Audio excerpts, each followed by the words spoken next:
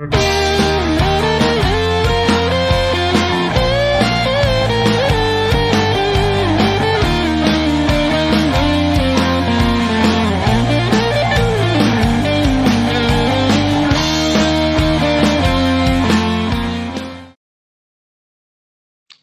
today on the podcast, I'm joined by Mr. Donagh Corby from MMA Ireland. That's his new venture at the moment. Donagh, how are you doing? Not too bad. Thank you very much for having me. Well, thanks for being a guest. So for people that don't know then, tell us a little bit about yourself. Yeah, so I'm a journalist from Dublin. I started out doing my own YouTube thing with the League of Ireland. When I was very young, I think I was 12 years old. I was starting first year in secondary school, and I basically kind of knew the whole school thing was going to be rough. I was going to get through it, but it was going to be rough. So I said if I really wanted to be a journalist, I'd start this YouTube channel. And I liked watching League of Ireland games, so I thought if I can get into the games for free and I can get to meet all my favorite players, why wouldn't I? Parlay that into something that could eventually become a career later in life. So I did that all through secondary school, and then when I got to college in DIT, I met a guy called JP Kieran's, and he helped me link up with the Irish Daily Mirror. And from there, I worked for them for 3 years.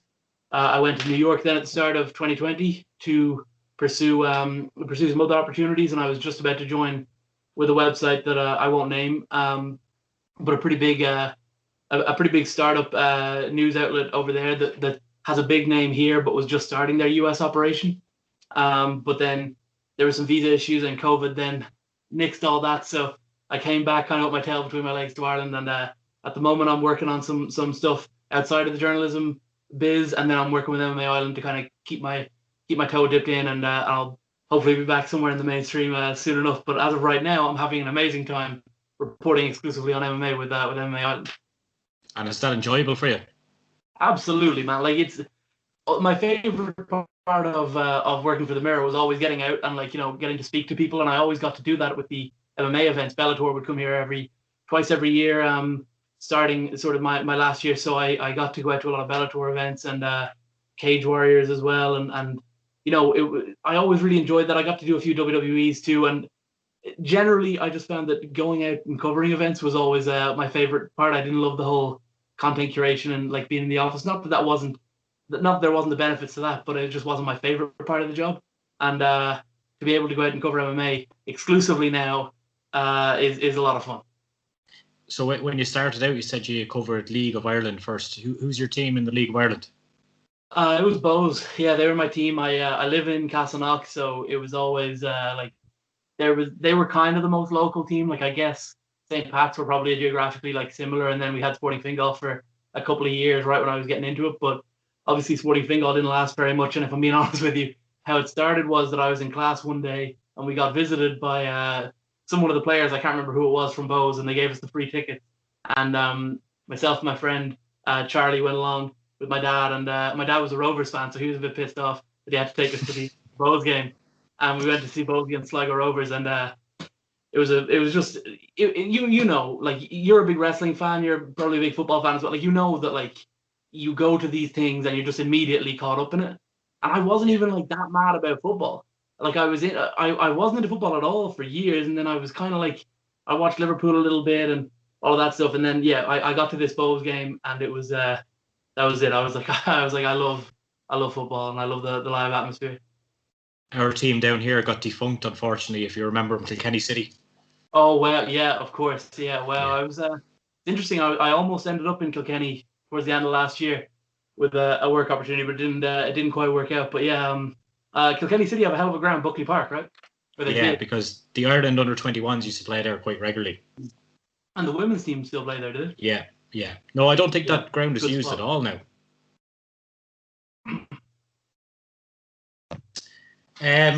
So when you were working in the Mirror and you had some pretty big stories, both on the front page and the back page, is there anything that you look back on and say, that's my favourite story?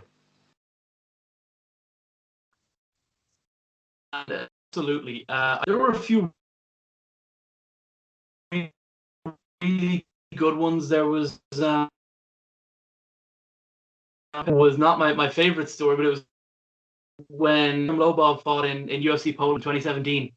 Conor McGregor said something about Artem's opponent behind the scenes that got caught on camera that was a little bit the kind of thing that you're not supposed to say about people. It was an F word that is, considered to be taboo these days. So that ended up on the front. And I had no experience of getting the what they call the splash before, so that was pretty special just because it was the first front page story. But I worked on a few. I mean, I got to cover so many incredible events. I got to cover 2 SummerSlams. I got to cover Bellator in Dublin 3 times. I got to cover BAMA, but my favorite one was Bellator September 2019.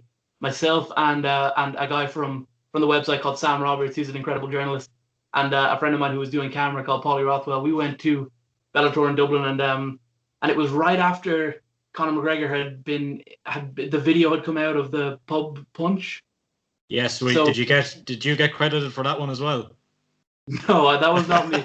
that video had come out in the middle of August, and he had disappeared. He'd gone off on holidays with his wife, or sorry, his girlfriend, now fiance, Dee Devlin, and we'd heard nothing from Conor McGregor. He was not posting very much, and here he comes at this event in the 3 Arena, and I'm standing 2 feet away from him, and it's his first public outing, and so I had to call up the news desk, and I had to break that story. And I always loved, because it was so late at night. It was it was coming up to main event time. It was about 9:45 or so, and the paper would go to print about 11, I think. So I had to rush the story out and get it all done. And so myself and Sam Sam's one of my best friends in real life too. So outside of work. So to get a joint byline on the front page of a big paper like that was pretty cool. And to get to be up close and personal covering Conor was pretty special too.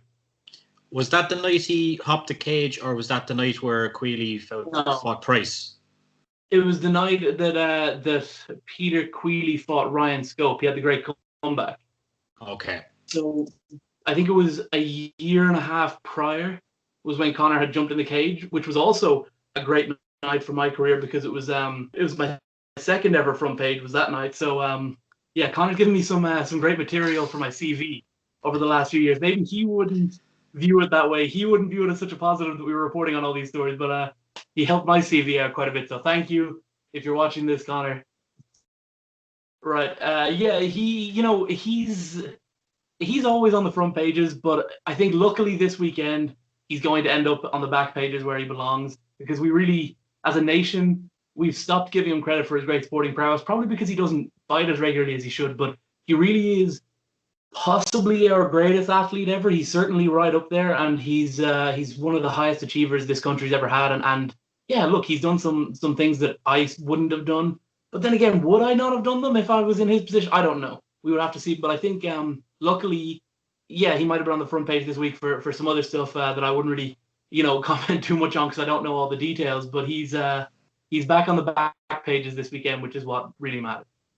Yeah, and I think when you see a lot of stories like that, I think you have to kind of wait and see how they play out if they go to a court scenario before you really make judgment on them. A lot of people in this country are really straight away jumping on that man's back, Yeah, look, it's cliched for sure, but people love an underdog. They don't love a favorite so much. They don't love the guy who's on top. But there's a lot of gray areas with when it comes to covering Conor, when it comes to talking about Conor as an athlete. But the fact of the matter is, on Saturday night at 5 a.m. Irish time, when he does decide to fight, he's the guy that we all loved back in 2014 every time. I remember I was in New York last January. I had just moved there, and I was going out trying to find the local bars, and I went to somewhere where the Conor fight was on. It was weird to be allowed into a pub to watch a Conor fight because it was not 6 a.m. It was more like midnight, which was sort of unheard of for me. But everyone was having a great time, and I'm sure in the places where pubs are open around the world, it's going to be like that. And either way, he's a great athlete, and he's given a lot of great stuff to the community in Ireland. He's helped out a lot of gyms during the pandemic. He's rehabilitated his image a lot during this pandemic, and look, he's probably going to win this Saturday as well, I would think. So look, is he the model citizen? Maybe not, but he's certainly someone who's achieved a lot, and he's going to continue to achieve a lot starting this Saturday night. Do you think he'll have any ring rust? No, it's not that he's been out of the cage for any reason other than that he's a victim of his own success, in that, like, Khamzat Chimaev can just decide on a whim, I'm just going to stick around and fight next week. They can't do that because financially there's a lot goes into a Conor fight. They can't sneak Conor onto a card like maybe they can in boxing. You know, if Tyson Fury really wants a run out, he can get himself on an undercard. It would be strange, but it has happened. He was on Carl Frampton's undercard before when he needed a warm-up before the Deontay Wilder fight. That doesn't happen in MMA. And so when Conor's a main event, it needs months of planning. It needs months of financing beforehand. And so, look, it's not like he's not training. It's not like he hasn't been trying. And he's got the best facilities in the world. If he wants, he has his own private gym. If he wants, he can go to SPG.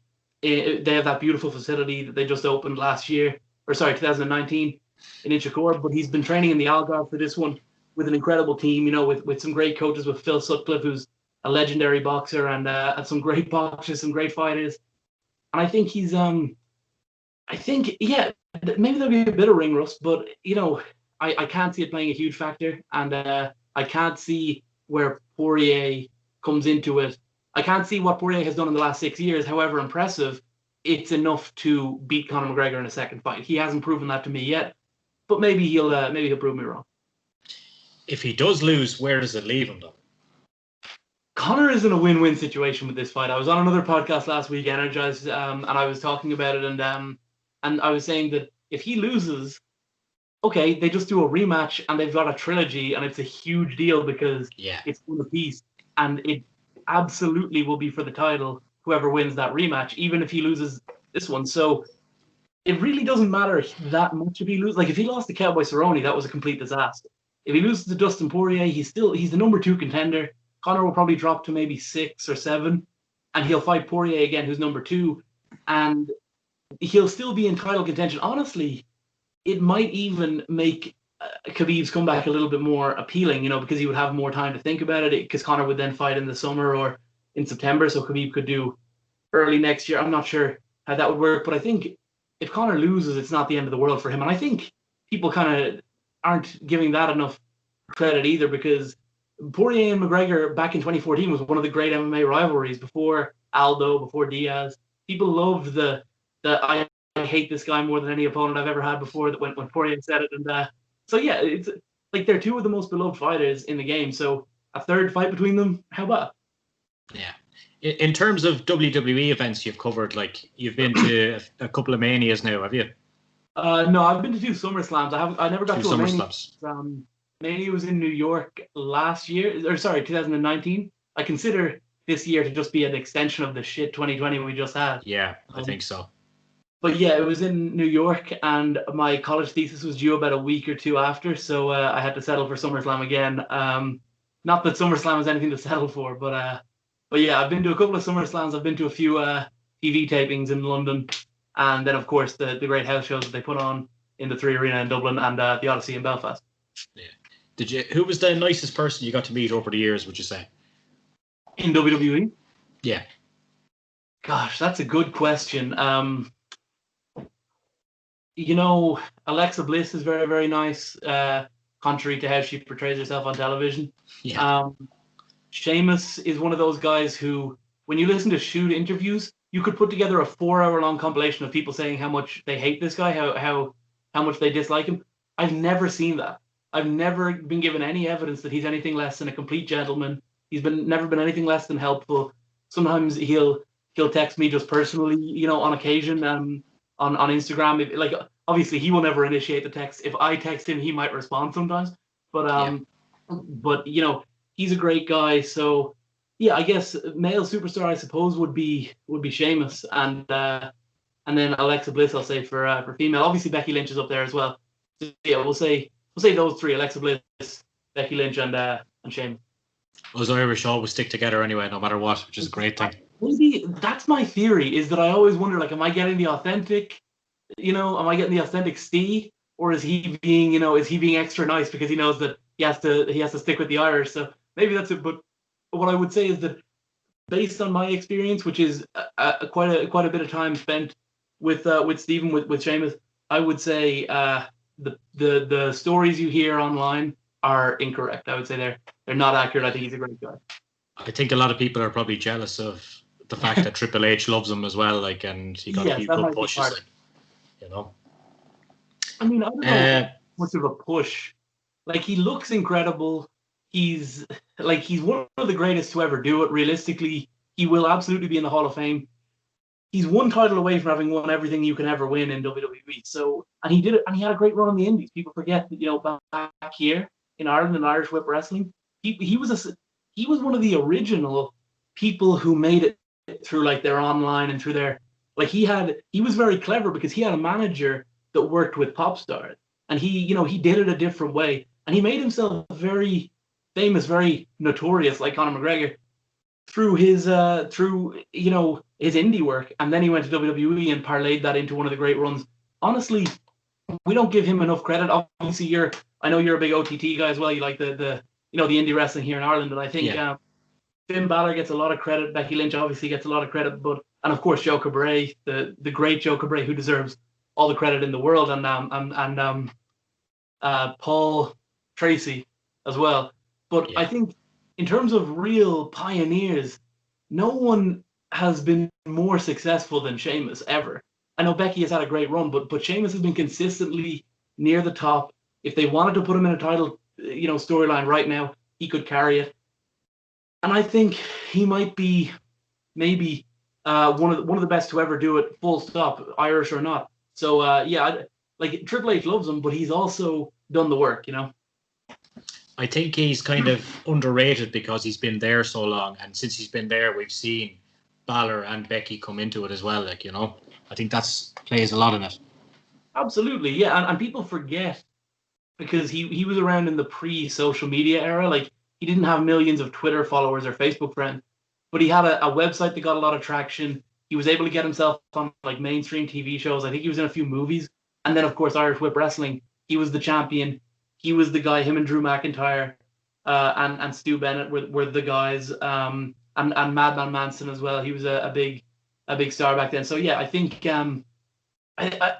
look, Sheamus fits the bill of what would be like perceived as someone who would have an easy road because he's so big, he looks so great, and you know all that other stuff. Like it was more difficult for Fergal Devitt, for Finn Balor, and it was certainly a whole lot more difficult for Becky Lynch or Becca Quinn, right?